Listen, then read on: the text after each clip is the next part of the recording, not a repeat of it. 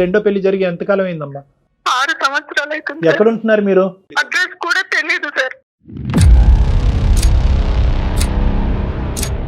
భార్య భర్తలు కలిసి ఉండడానికి ఒక సపరేట్ రూమ్ అనేది లేదు. 18 సంవత్సరాలలో నాకు 14వ సంవత్సరంలో నేను ప్రెగ్నెంట్ అయ్యాను మేడం.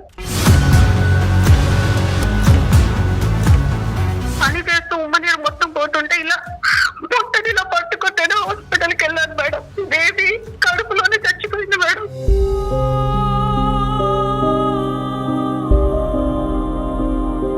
కనీసం మా బిడ్డను కూడా చూసుకోలేదు నేను. ఆ బేబీ చనిపోయి పడితే నేను కోమాలోకి వెళ్ళిపోయాను.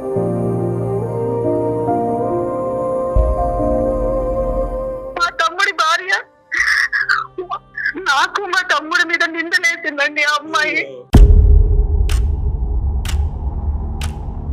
ఈయన పెళ్లి చేసుకున్న 4 నెలలకి నాకు చెప్పేశాడు, నాకు ఇంట్లో పని మనిషి కోసమని నేను నిన్ను పెళ్లి చేసుకున్నానని.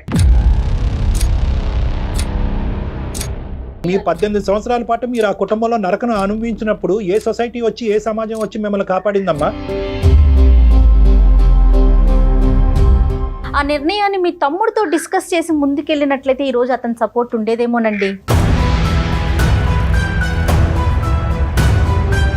నువ్వు భయపడటం కాదు, నువ్వు అతన్ని భయపెట్టాలి.